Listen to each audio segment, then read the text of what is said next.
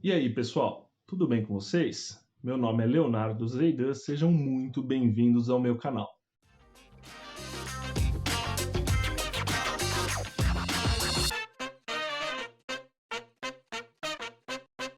No vídeo anterior, eu expliquei um pouquinho mais sobre os conceitos por trás do PIB. E hoje eu fiquei de trazer para vocês como que é o cálculo do PIB pela demanda e quais são as variáveis que impactam ali nessa fórmula. Pois bem, a fórmula do PIB ela é relativamente simples. Ela é essa fórmula aqui que eu vou colocar no vídeo. Quando, a primeiro momento, quando você bate o olho, parece um negócio, pô, o que, que é isso? Um monte de letra, o que está acontecendo? Mas vamos entender direitinho o que essa fórmula quer dizer, certo? Então, dentro dessa fórmula, a gente tem que o Y é o PIB, certo? É o resultado dessa fórmula. O C é o consumo das famílias. Então a gente pega tudo que foi consumido pelas famílias do nosso país e soma, né? O I são os investimentos realizados pelas empresas e cabe aqui dizer que quando a gente fala de investimento, não é investimento financeiro, é investimento em máquina, em infraestrutura, esse tipo de coisa.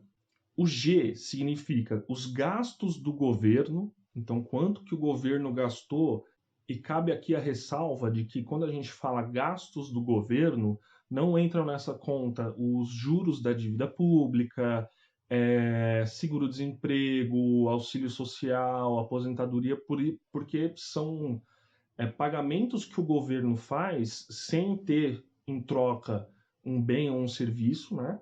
Então, aqui no cálculo dos gastos do governo entram aí os gastos que ele tem com infraestrutura, a construção de hospital, de escola, todos esses pagamentos que ele faz em troca de bens ou serviço, né?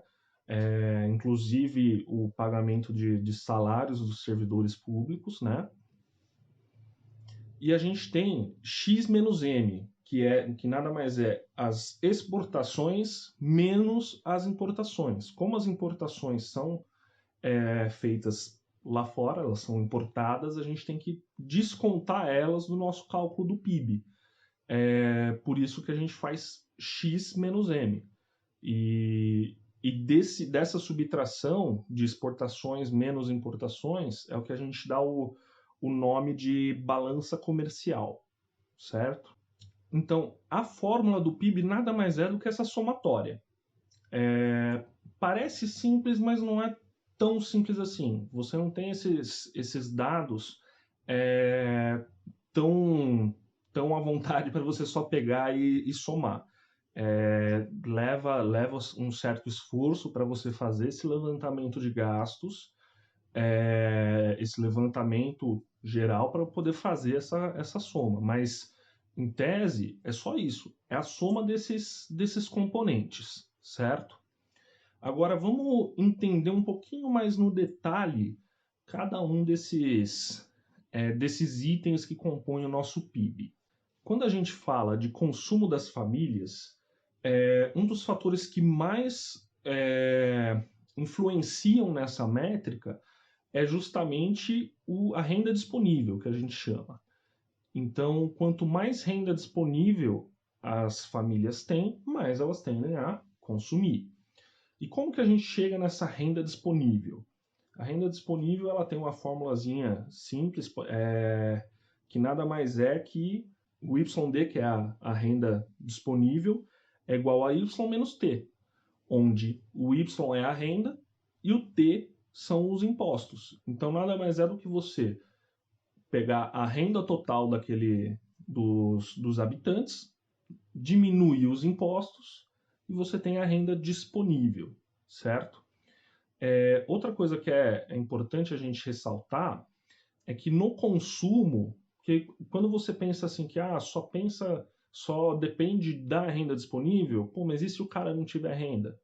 Se ele tiver desempregado, não conseguir ter uma renda, ele vai deixar de consumir? Não.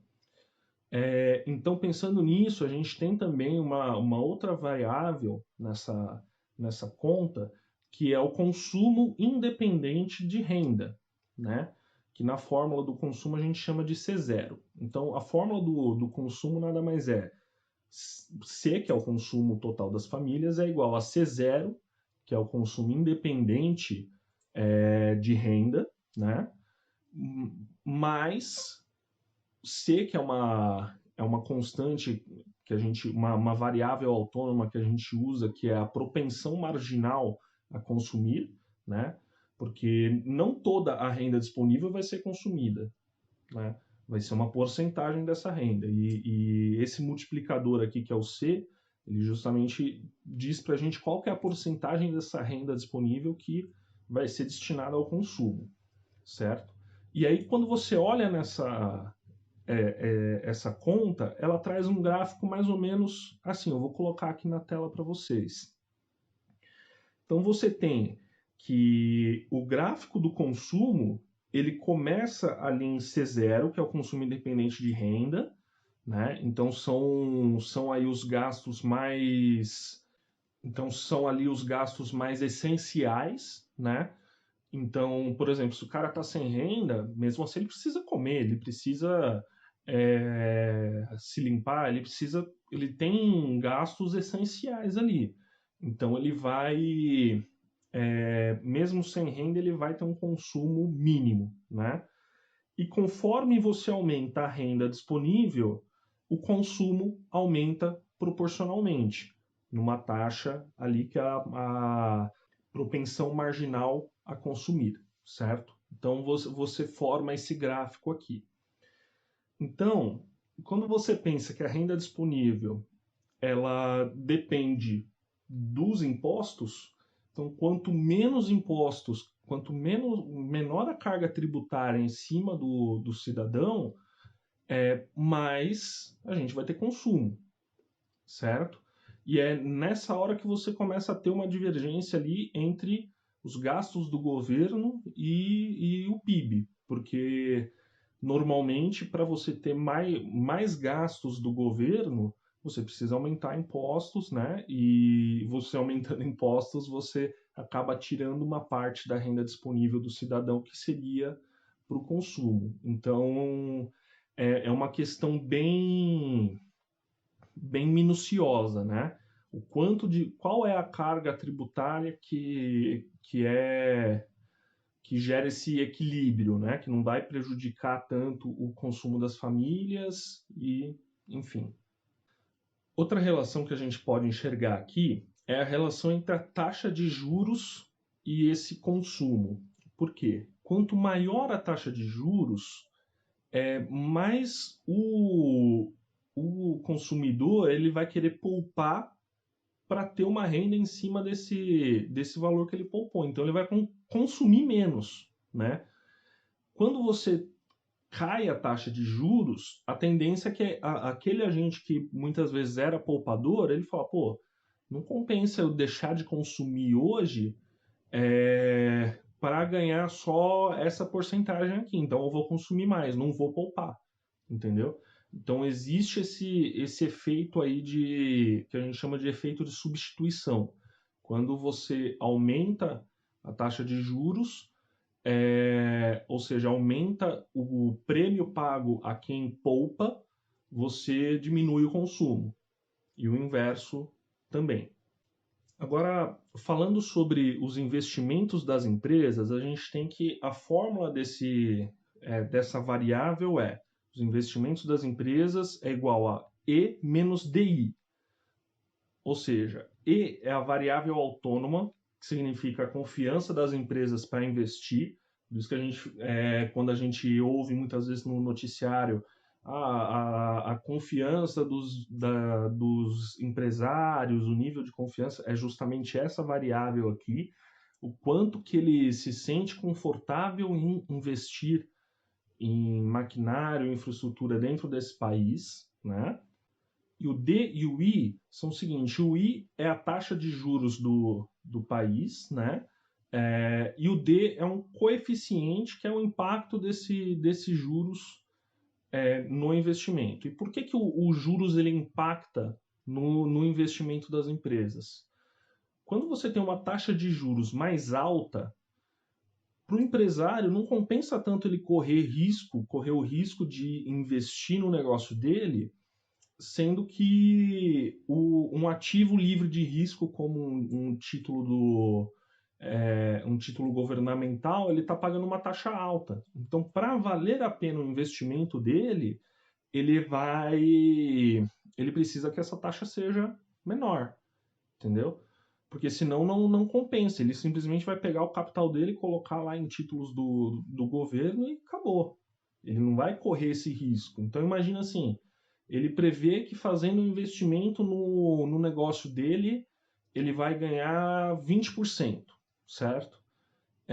Já se ele investir no Tesouro, por exemplo, a gente teve época que a nossa taxa de juros estava 15%, 16%, chegou a 16%. Então, compensa ele correr risco para ganhar 20, sendo que ele pode ganhar 16 sem risco? Provavelmente não. Agora, se a taxa de juros está 4%, compensa ele correr risco para ganhar 20 se a taxa de juros está 4%? Pô, compensa bem mais do que no cenário anterior. Então, a gente tem essa relação entre a taxa de juros e o investimento das empresas dentro do país.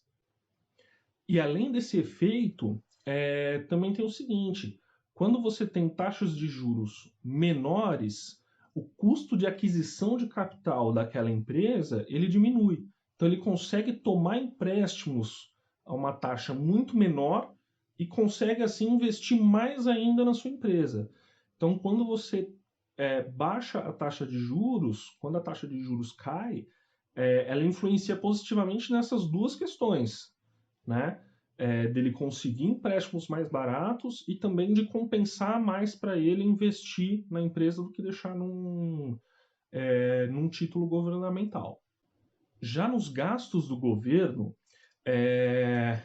como eu já falei anteriormente, nesses gastos são incluídos só pagamentos que são feitos em troca de bens e serviços. Então não entra nessa conta os pagamentos feitos a título de auxílio social, por exemplo, Bolsa Família, aposentadorias, seguro-desemprego, etc. Então entra só aqueles gastos que são feitos em troca de algum bem e serviço que a comunidade faz pelo governo. E nesse aspecto dos gastos do governo, a gente tem que tomar certo cuidado. Por quê? Como eu já falei anteriormente, não é só você aumentar os gastos do governo que magicamente o PIB sobe, né? Quando a gente tem, por exemplo, uma situação de déficit fiscal, ou seja, o governo ele gasta mais do que ele arrecada, se você aumentar o gasto, você vai aumentar esse déficit, certo? E se você aumentar o gasto sem aumentar a arrecadação, você aumenta esse déficit. Aumentando o déficit, você faz com que os investidores percam confiança na capacidade do país de pagar a sua dívida. E isso faz com que os juros subam. E os juros subindo impacta negativamente nos investimentos das empresas e no consumo das famílias. Agora, se você aumenta o gasto, só que aumenta a arrecadação também, via aumentar impostos, você justamente diminui a renda disponível das famílias para poderem consumir, né? Então você impacta negativamente o PIB naquele outro lado. E também as empresas tendo mais impostos, justamente ela perde capacidade de investir. Então você tem também esse efeito negativo desses dois lados. Então quando a gente fala de gastos do governo, tem que ser uma coisa cirurgicamente precisa, porque simplesmente aumentar o gasto não aumenta magicamente o PIB. Você tem que ter esse equilíbrio, né? Para você não prejudicar essas outras variáveis. Então, numa situação, por exemplo, de déficit fiscal, a gente não deve nem considerar aumentar gastos do governo como uma opção para aquecer a economia, entendeu? Agora, olhando a variável da balança comercial, que são as exportações menos importações, a principal variável que a gente enxerga que impacta nessa conta é justamente o câmbio, certo? Quanto maior o câmbio, ou seja, quanto mais desvalorizada a nossa moeda em relação ao dólar, por exemplo, maior tende a ser a nossa exportação. Por quê? O nosso produto vai ficar mais barato, mais competitivo no mercado mundial. Isso tende a trazer mais exportação. A gente vai produzir mais para o mundo inteiro. E a importação também. Quanto maior câmbio, ou seja, mais desvalorizada a nossa moeda, mais a importação fica cara. Então a gente vai acabar importando menos com um câmbio mais valorizado. Mas não é simplesmente assim, deixa o câmbio lá em cima que a gente exporta mais, importa menos, todo mundo fica feliz. Não. Por quê? Um câmbio muito elevado, ele pode gerar também uma pressão inflacionária. Por quê? Dentro do que a gente produz aqui no país, a gente usa equipamentos importados, os investimentos que as empresas fazem muitas vezes são equipamentos importados, então com o dólar mais caro ela vai conseguir investir menos no negócio dela. Os produtos aqui dentro vão ficar mais caros, então principalmente aqueles produtos que têm componentes que são importados, então gera uma pressão inflacionária na nossa economia. E isso a gente já viu como que funciona essa questão da inflação. É bem complicado, né? A gente tem que tomar muito cuidado, então, quando a gente fala do câmbio, né? Porque tem que ser uma coisa também precisa, tem que ser equilibrado. Não adianta você ir para os extremos que de algum lado vai dar problema, certo? E outro impacto que a gente tem também na questão das importações é justamente a nossa renda doméstica. Então, quanto maior a renda do habitante, né, do consumidor, maior vai ser a demanda por produtos importados, por diversos produtos que muitas vezes a gente tem lá fora e não é produzido aqui. Então, essa demanda aumenta e, por consequência, a importação também. Bom, eu espero que eu tenha sido bem claro, que tenha dado para entender legal quais são as variáveis que compõem aí o nosso PIB. Se vocês tiverem qualquer dúvida, pode deixar aqui nos comentários. Eu vou deixar minhas redes sociais aqui na descrição. Podem entrar em contato comigo. Eu estou aberto a conversar com todo mundo. Não se esqueçam de deixar o like, se inscrevam no canal, compartilhem esse vídeo com seus amigos, com seus familiares. Eu acho importantíssimo a gente ter essa educação financeira aqui no Brasil. E, bom, por hoje é isso. Até a próxima. Tchau, tchau.